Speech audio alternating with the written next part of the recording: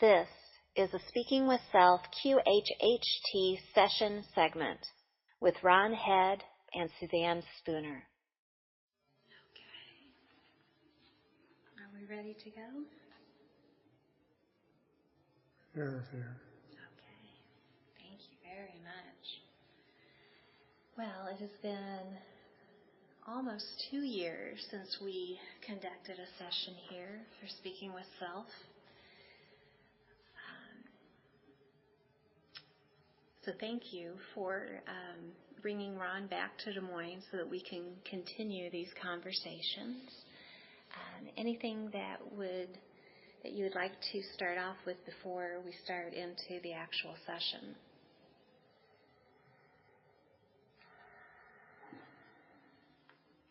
A large part of the purpose for him being here is so that we can continue these communications, although there are other considerations as well.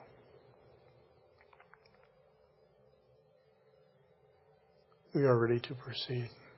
Okay. Well, since it has been a while since we've done a session like this, we would like to have an update for what we were calling the event when we were meeting before. It's been, like I said, nearly 2 years since we've had this conversation. So if you would just like to share with us what your perspective is on the events shaping humanity in its ascension, we would greatly appreciate it.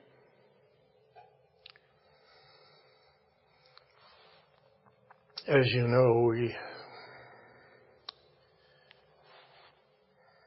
sort of let that topic dry up in our communication because it had been, shall we say, the term was hijacked by those who insisted on thinking about it in terms of their financial or their political or their personal agendas. And that has continued. There are even websites regarding the event. And that is lamentable. However, what we were calling the event, which is not entirely, but primarily a conscious event, an energetic event, an event in your awareness, is in actuality in progress at this time. A lot of change has occurred since those days and today. A lot of change has been made in mankind's consciousness between those days and today. In those days, we described something which would have been rather abrupt and disconcerting to many. Many would not have understood what had happened at all. And things have taken, shall we say, a turn to make the event a much more gradual process. As we said, it is happening. It's not that it will happen. You're in the middle of it. If you look around you now, you will see many of those changes which others have created, in a manner of speaking, by looking for them. You will see changes happening in your society. You will see a lot of changes happening in your sciences. And there still will be a light event, which we described earlier. It will be a change in the light. It will not be as shocking. It will not cause society to come to a standstill.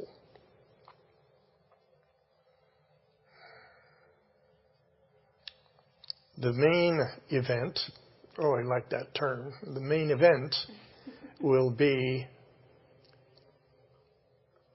the tipping point at which humanity arrives, which is very, very close,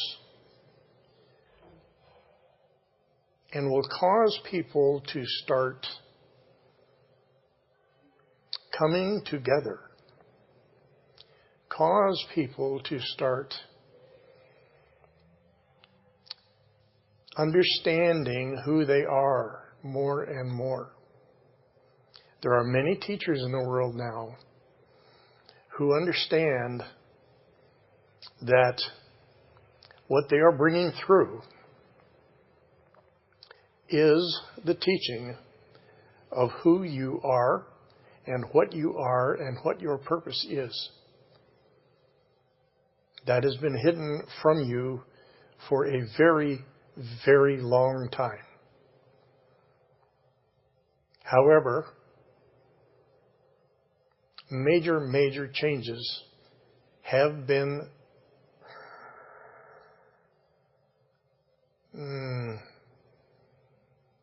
instigated. Another word. Many changes have begun even to your DNA. There are now millions of people in the world whose DNA is not as it was just a scant few years ago. And it is spreading like a virus. It's not a contagion. It's that, as we have spoken with you before, when one's vibration rises, when one's consciousness expands, when one's awareness broadens, it changes everything around it. And so when you, with your enhanced DNA, come into contact with any others, it changes them to some degree or another, depending on their own makeup, which includes their beliefs, their understandings, their history, and everything else about them. You could cause them to go into an instant enlightenment. There are not that many individuals where that would happen. But you certainly would cause them to, let's say you planted a seed in their consciousness just by being in their proximity. That is how this change is spreading. You are going to reach a state where all of the things physically that you worry about now, this illness, that illness, will not be able to affect you anymore. You will be impervious.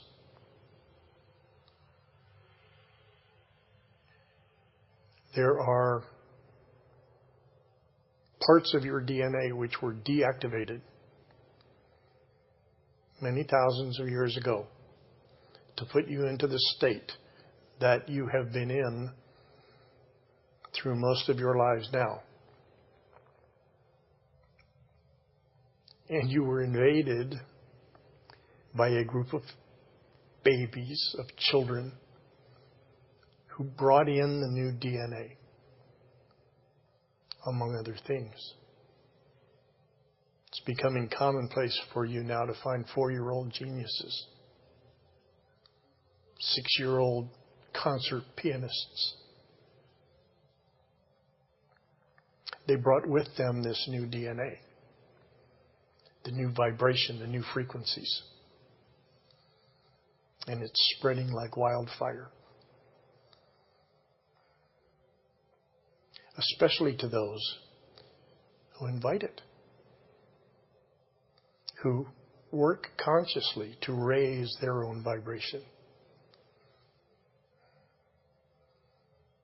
People think of them as Pollyannas. People think of them as those who prefer to bury their heads in the sand like ostriches and not know what's going on. And there are those who would match that description. However, even though they may be Pollyannas, still their frequencies are held at a level of acceptance of the light. And as we said, you are approaching a tipping point. You like to speak of the 100th monkey syndrome. It's exactly what it is, although whether or not there actually were 100 monkeys involved is somewhat problematic. But there is a point in your consciousness at which a relative few of you, when you're speaking of 7 billion plus people, have made the change. Then the rest of society will follow. Almost, we would have said, be forced to follow, but that is not the case since you have free will. But it does happen. You can look back in your history and you can see it happen over and over and over again. It happened with internal combustion engines. It happened with steam engines. It happened with the adoption of algebra, which is a Moorish word, when they brought science from the Middle East into Europe. You had a renaissance. These things happen over and over and over again. All of a sudden, the 100th monkey is washing his potatoes too. You're coming to the point where it is going to take an act of will to remain in the dark. You are going to have to refuse the enlightenment which is coming your way. And of course, there won't be many who will refuse it. And even they are not permanently rejected. They are not permanently outside of the light. They will merely make their decision at a later time. This has always been the case. Only now, instead of speaking of 1 or 6 or 12 enlightened persons, we are now speaking of an entire society, an entire planet, which is going to shift back into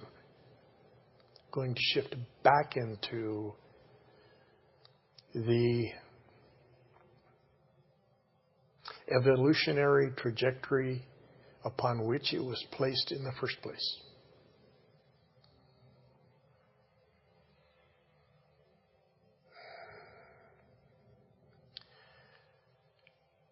Many of you thought, when you first heard of this, that you would not be here to see it happen.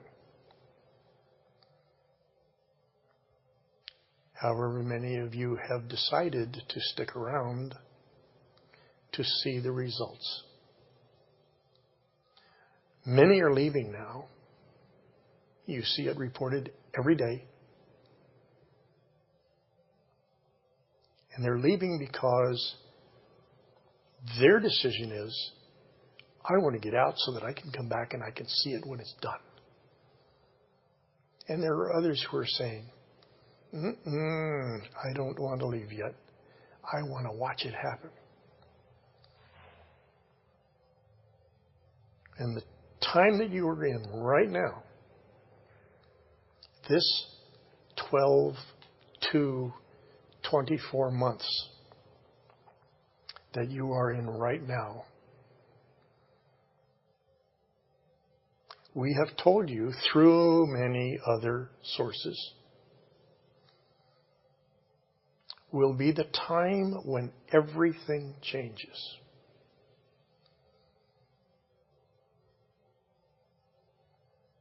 When we say that, we mean that the change will have begun in such a way that it can no longer be postponed or derailed. It does not mean that you will be living in futuristic cities in 24 months. It means that the change will have been made in the sense that it cannot be postponed or derailed. And you will know it. Those who look around and understand what they are seeing now already know it. Both those who expect it and work for it, toward it, they understand it is happening. And those who are working against it also understand very well that it is happening. Make no mistake, there are those. But they no longer hold sway. There are too many of you, and you are too strong. And those who understand who they are and where their power lies are increasing in their numbers.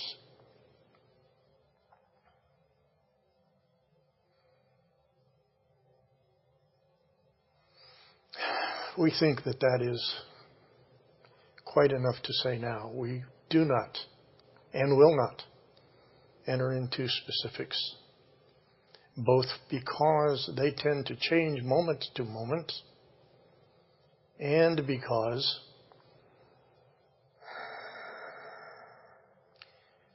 also, make no mistake, there are those who make it a point to know about the things that we tell you, even though if you ask them, they would laugh. Their way of trying to make you ineffective is to make you the point of humor, of a joke. You are a conspiracy theorist. You are one of those woo-woo people. You are this, you are that. But they are aware. They purposely maintain their awareness of what we are telling you. And so there are things we will not tell you.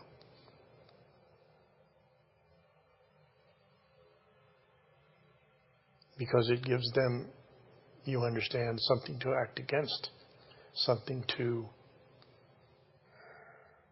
anticipate. They have technologies which can see ahead.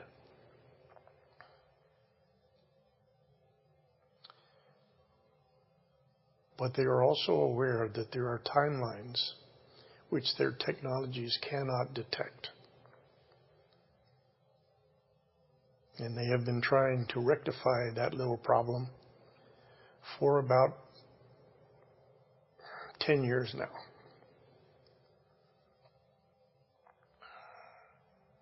Unsuccessfully.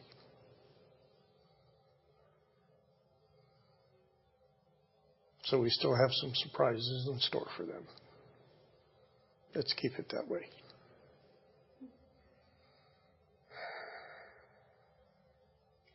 So you said earlier in this conversation that there will be a change in the light.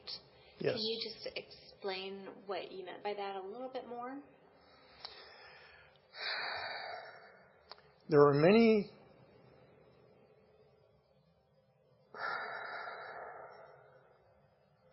scientific understandings and explanations of light. Visible light, ultraviolet light, infrared light, dark light.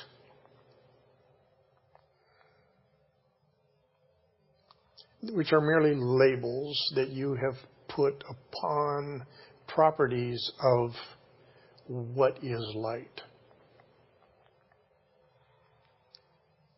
But by no means have you exhausted the possible things that you can understand about light. You will be able to find, if you look,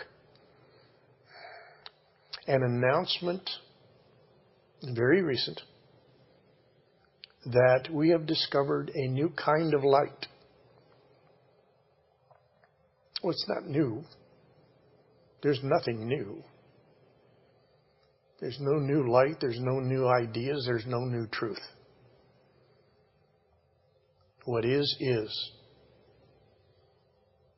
which is the only way it can be if everything is eternal, if everything is now. But there are new discoveries, new understandings. And there is also light approaching you, which your scientists have known about for quite some time and not told you, but that shouldn't be surprising. There is a wave of light approaching you which left the center of your galaxy a long time ago, in terms of time, which we won't get into that joke. And when it arrives, just as all light is and does, it will bring change. It will bring information. It will bring consciousness. That is what it is. That is what everything is. Everything is light. Everything is energy. And everything is information. Everything is consciousness. That is what I am. That is what you are. And that is why it affects you the way it does. And when it gets there, which is very soon now, it will merely accelerate all that we have been discussing.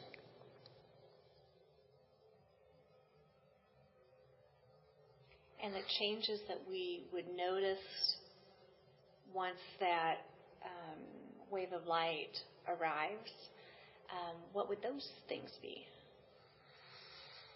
You will notice an acceleration, as we said.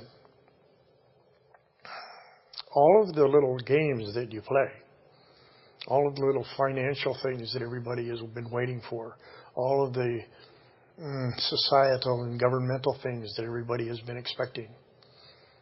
Why? Why is because all of those things are a reflection of your consciousness. They are what you built, and they are what you will build. They are what you created, and they are what you will create. It is all a mirror of your understandings, your beliefs. So far, your histories, but you're beginning to leave those behind.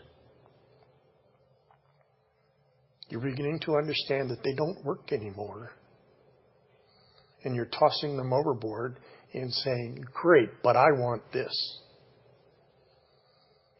And the power to make that happen is you. The energy which you use can and will be enhanced.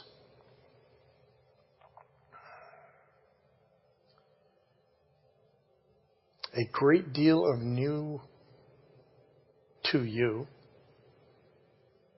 information and awareness is on the way.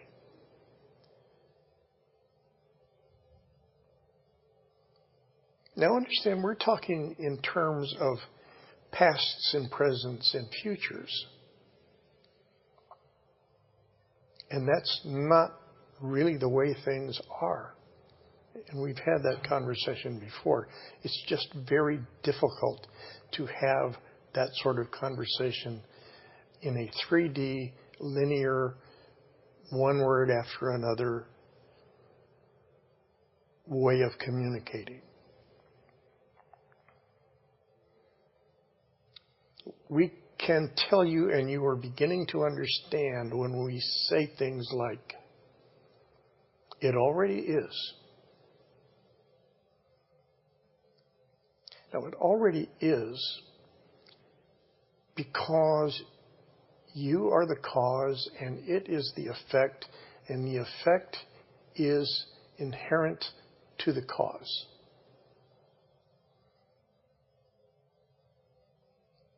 If you have a cause made, the effect already exists. And you have made the cause. You are the cause.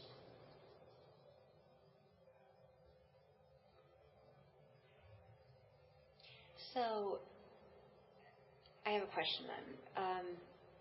Recently, when I'm doing my meditations, I will see pictures of places and rooms and activity going on that I don't know where it's at, but I can see it from almost a point up high. I have a friend who is being woken up by hearing tapping on glass or the phone ringing when it's not, or somebody knocking on the door when it's not. What are these connections that are making themselves more known to people? As your awareness, as you allow your awareness to expand, you become aware of parts of consciousness. Now, we could say parts of your consciousness, but you see, as soon as we insert the word your, then we are inserting a perceived separateness. When what is actually happening is you are beginning to perceive the non-separateness of your consciousness. Consciousness is capable of knowing and seeing and understanding and hearing anything it wants, anywhere it wants, any when it wants. But in order to function, you filter it down into what you focus upon. And that was very, very useful to those who wanted to control you. We won't get into those histories because it's not really apropos to the subject. But as you relax now and your focus begins to weaken, you begin to see more and more things which at first will surprise you. Many think they're going nuts. It's a funny word. They think they're going a bit insane. because, after all, this doesn't happen to sane people. You have been told. Now, a shaman in Africa would say, oh, look, a budding shaman. People are having many, many, many deja vu moments. No. They're just seeing what they already saw. They really did already see it. They already knew it. And here it is coming around again. No, it's not. There's no time. People have always been told and even suspected that they went to other places and did other things when they were asleep at night. Now you're becoming aware of that. There are parts of your consciousness who are in other places and they are doing other things. There is only one consciousness. I am that I am. But even on your tiny, tiny little planet, and even only concerning your one little species out of the billions that are there, there are more than 7 billion different facets, focus points of the consciousness. God, which is a word you like to use, or Allah, or whatever, is not a person. And so when I say I am not talking about anybody different than you are talking about when you say I am. The most powerful thing you can say is I am.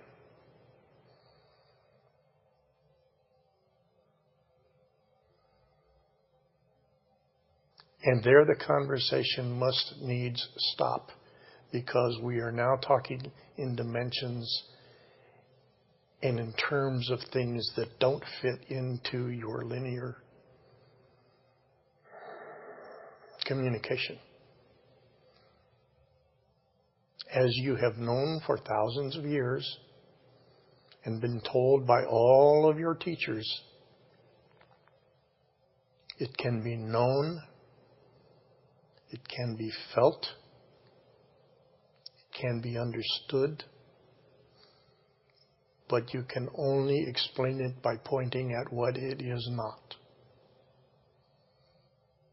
What I am not. Which is kind of silly because there is nothing that I am not. Okay. That is kind of a... conundrum? Yes, it is. Thank you. That's exactly the word I was looking for. Okay.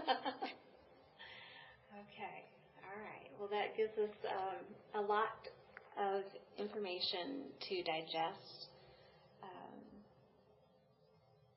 That's great. Thank you so very much for coming through with all of that for us. Anything else before I end this recording?